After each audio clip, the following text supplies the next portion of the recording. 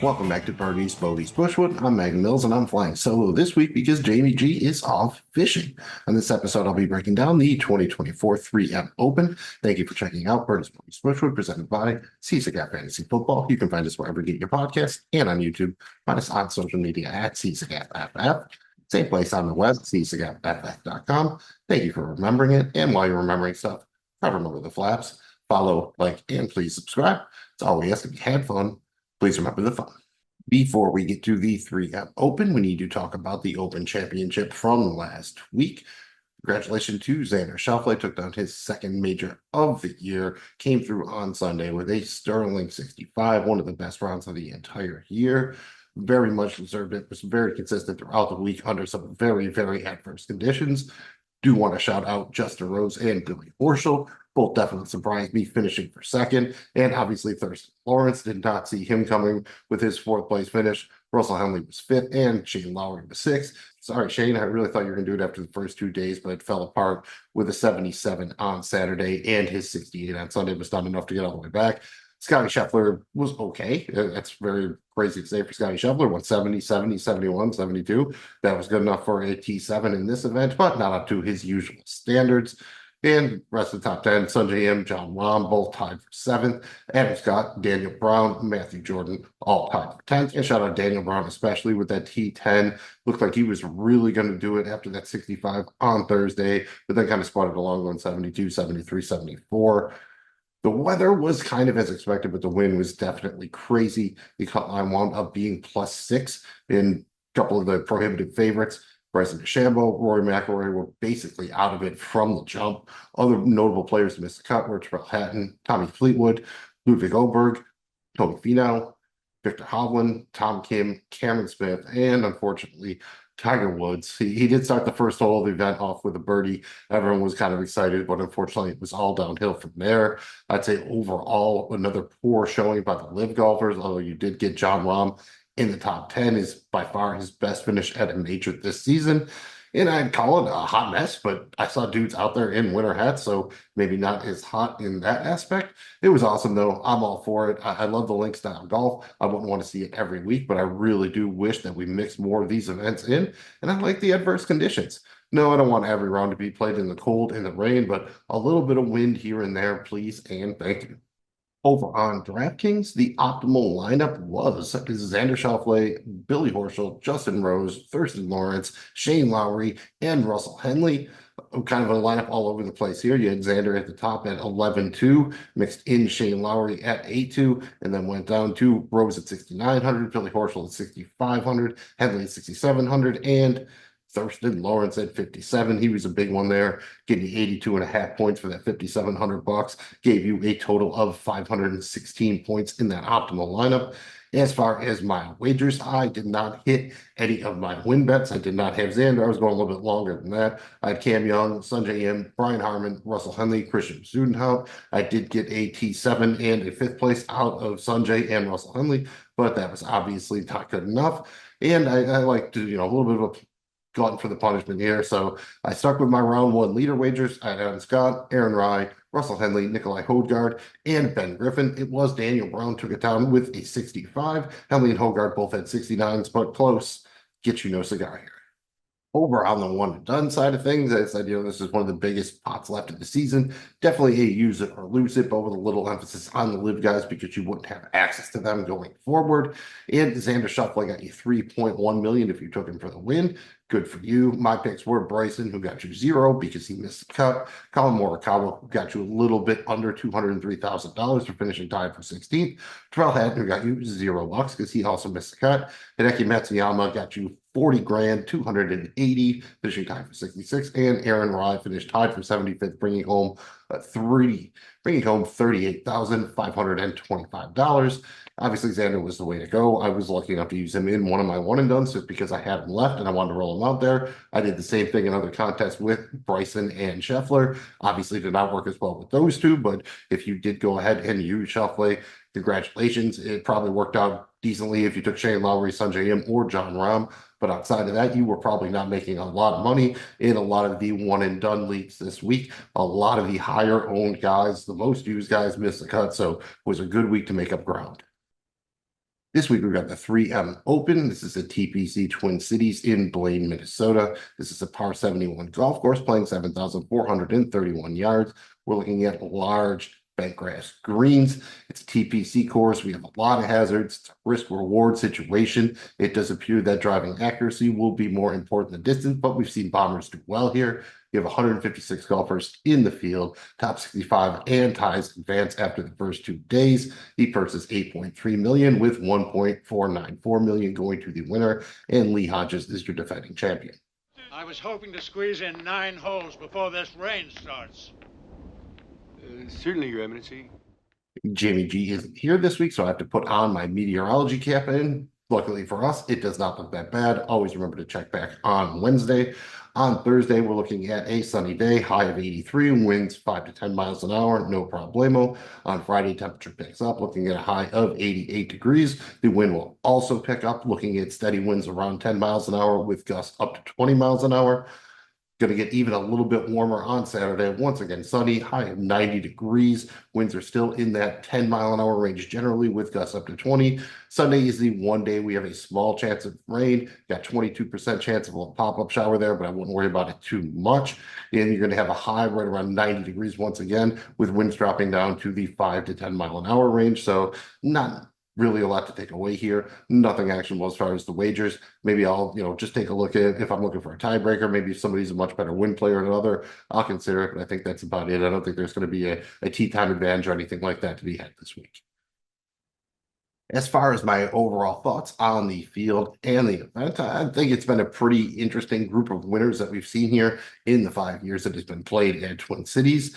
I don't think we're going to see anybody that's incredibly long, like someone longer than 101 win it, but it will not shock me at all to see somebody outside of the top 10 in odds to win take it down. I'm almost kind of expecting a little bit of a surprise winner, even though hopefully it won't be a surprise to me. I'm not overly concerned with the course history here. There are a couple course horses. I'm not against them, but it's not going to be something I really lean on too much. I do like if they do have a little bit of experience here, but there's no need to have this perfect track record here. I'd rather they be in good form. I really think we're going to see the winner probably somewhere between 15 under and 19 under. That's generally the range that they've fallen in 3 of the 5 years. I think the other 2 were a little bit outliers. And so it's not a complete birdie fest, but it's definitely going to be an event where you have to put in some low numbers. You're going to need to take advantage of the par 5s. And as I mentioned, we've seen a couple bombers win, but the numbers seem to bear out that the driving accuracy will be a little bit more important than driving distance.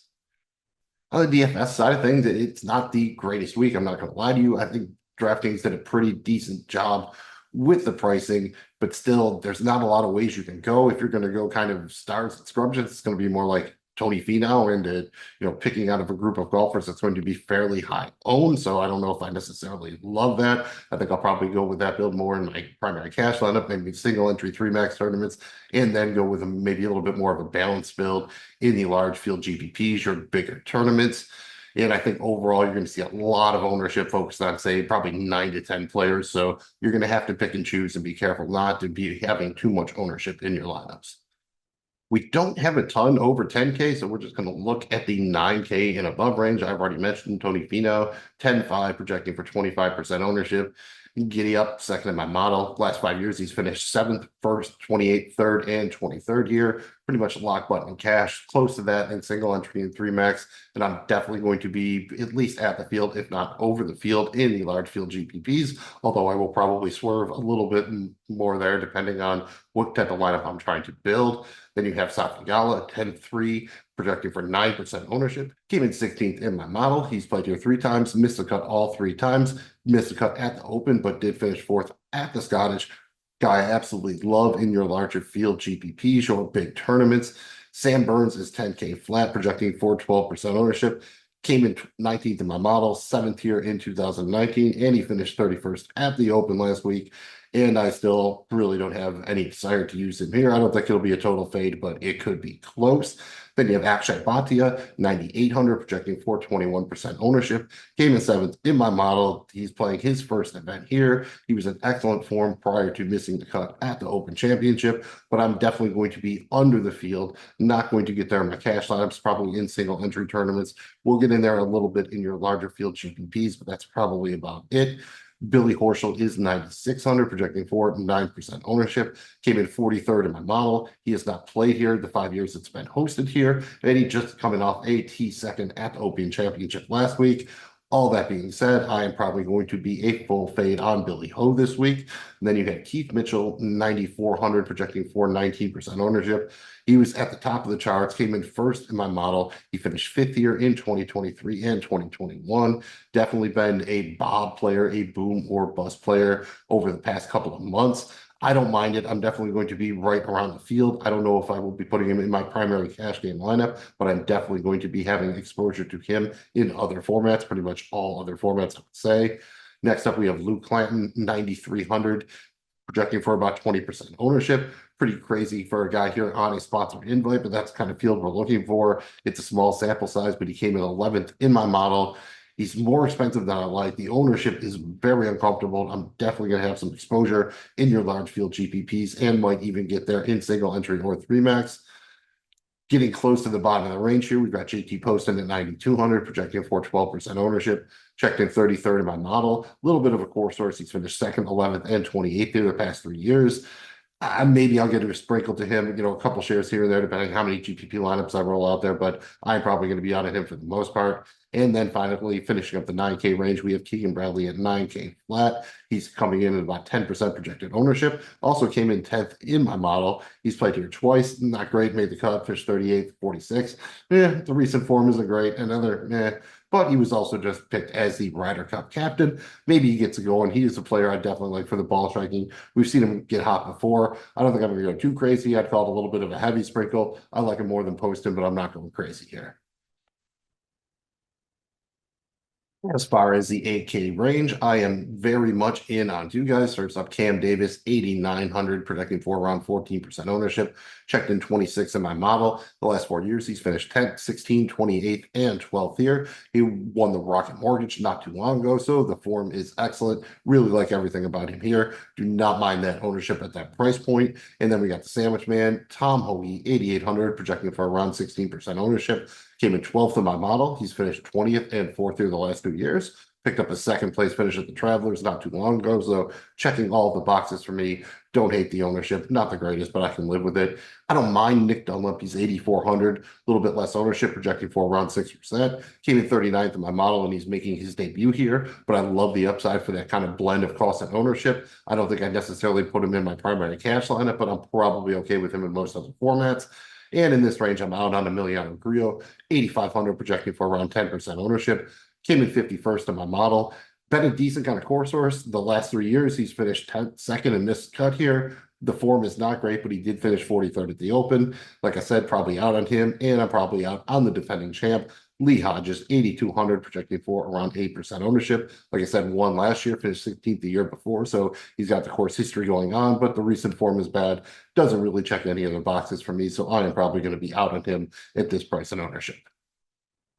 In the 7K range, there are a few chalkier players, and I do have some love for them. I kind of like them in this order. Up top, you have Chan Kim, 7,600, projecting for around 15% ownership. Then you have Rico Hoey, 7,500, projecting for around 16% ownership. Kevin Yu, 7,200, projecting for around 10%. Johnny Vegas, projecting for about 12% ownership at $7,500. And then Mac Meisner, 7,600, projecting for around 13% ownership. Again, I would rank them in that order. I will have some exposure to all of them. Chan Kim, Rico Hoey, Kevin Yu, Johnny Vegas, and Mac Meisinger. And then there's some other guys in this range I'll also have exposure to, including Sam Stevens, 7,800, Harry Hall at 7,600, Evan Svensson at 7,400, Doug Gim at 7,300, Neil Shipley at 7,300, and JJ Small at 7,200. I don't necessarily rank those guys in that order. I will have some exposure to all of them, but they're all checking in between 7 and 9% ownership right now. Wait, what's that I hear? Is that the Trash Man's music? Frank Reynolds is in the house, so it must be time to go dumpster diving.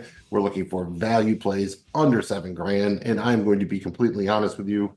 The dumpster is bare this week. I think the trash man just came because this thing is basically empty. I'm going to have exposure to a few players in this range, but nothing crazy. There's really nobody that I love. As far as the guys I will have exposure to, you've got Bud Colley at 6,600, Troy Merritt at 6,500, Ryan Moore at 6,500, Ches Reavie at 6,400, and Kelly Craft at 6,200.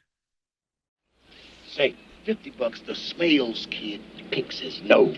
Okay, It's time to talk wagers, so you should know that all odds and wagers are from the DraftKings Sportsbook and are accurate as of Tuesday, July 23rd, 2024. I have a couple of win bets for you. I usually don't like to go too short with these bad boys, so I'm going to start with Keith Mitchell at plus 3,000, Rico Hoey plus 6,500, Kevin Yu plus 7,000, Harry Hall plus 8,000, and Neil Shipley plus 10,000. You heard me mention most of those guys in the DFS coverage. Hall and Shipley are both in excellent form, so hoping to get a little lucky here, spike one of those kind of semi-unexpected winners. And then I have, because I am again a glutton for punishment, a few round one leader wagers. This golfer must be leading after round one to win the wager. I've got Tom Hoagie plus 4,500, Keegan Bradley plus 4,500, Sam Stevens plus 6,000, Doug Gim plus 7,500, and Luke List plus 11,000. Got a couple of top 30 wagers here. I feel like this is a nice area to live in this week, and I'm not doing the full menu without Jamie G here, so we're going to try a couple of these out, see how it goes. Again, the golfer must finish in the top 30 to win the wager. I've got Nick Dunlap plus 125, Chankin plus 140, Kevin Yu plus 170, Rico Hoey plus 175, and Harry Hall plus 190. Again, a lot of repeated names there. You can kind of tell the guys I like this week. I have one group wager for you. There's 5 golfers in this group, and I'm trying to pick the winner. You've got Taylor Pendrith, Cam Davis, Eric Van Rooyen, Maverick McNeely, and Nick Dunlap. Give me Cam Davis plus 320. Again, has to be the winning golfer out of those 5 in the group. And then finally, kind of one random wager. I do want to get a little something in there on Tony Finau. So give me Tony Finau plus 4,000 to lead after round one and win the golf tournament. That brings us to our one and done discussion. This is not a big purse, but we're running out of events, so I don't really think there's any need to be holding anything back here. So if you've got Tony Finau plus 1,100 to win, go ahead and run them out there. The one thing I would say is if you're in the top 10% or so of your contest and you're looking at the entries ahead of you and a bunch of them have Tony Finau, I probably would pivot because you're going to need to pick up some ground and it's not impossible. You can find a spot for him in the FedEx Cup playoffs here. Then I got Cam Davis plus 3,000, Keith Mitchell plus 3,000, Keegan Bradley plus 3,000, Tom Hoagie plus 3,000. You've heard me mention all these guys. I think they're all about equal here. If I had to pick one, Cam Davis is probably my favorite of the bunch, but I think Keith Mitchell probably has that upside. If you're looking for someone who's going to win or miss the cut, I think Keith Mitchell is probably your guy. And finally, we have to wrap up with our picks from our one and done contest. I was able to get this from Jamie G. Last week, he took Aaron Fry, finished tied for 75th, brought home $38,525. I followed my own advice, took Bryson DeChambeau. He missed the cut, so he brought home $0. On the year, Jamie G has $14,578,058, while I have $6,939,935. So I'm down by a bit over 7.6 million. I have a lot of work to do to make up ground here. We've both taken a lot of golfers. If you are watching on the YouTube, you will see who we have taken. And, I asked Jamie G for his pick, and surprise, surprise, he decided to go with the chalk. So he is taking Tony Finau. I also have Tony Finau available, but I am down by so much I cannot dare do that. So I said I think he's the best blend upside in the group here. He's got the shot. I'm going with Keith Mitchell, trying to spike one here. I have no idea if it'll work or not. He's let me down the last couple of weeks. I figure I must be due. Jamie G's been killing me in this anyway, so time to get right here. We're going to see maybe Keith Mitchell take down the chalk. That's what I'm hoping anyways. I think that about does it. We got the Olympics next week. That should be an interesting one. So going to be more of a DraftKings wager type of thing. No purse there except trophies to bring home. I believe Xander actually won it last time the Olympics were ran, and that was the first time they had the golf. So it should be a fun one. Looking forward to it. Thank you for checking out Birdies, Bogeys, Bushwood, again presented by CSAGAT Fantasy Football, wherever your podcast, on the YouTube, on social media at CSAGAT same place on the web. Thank you for not forgetting it, and thank you for not forgetting the flaps. Follow, like, and please subscribe. Once again, if you had the fun, please hit the thumb. Thanks a lot. And hey, even if this was the worst golf show you've ever seen or heard, I bet you get a free bowl of soup with it. But actually, no Post-it notes. Really thought we'd get some, but 3M did not come through with the freebies. So, nope, bowl of soup, no Post-it notes. Thanks a lot. See you next week for the Olympics. Good luck.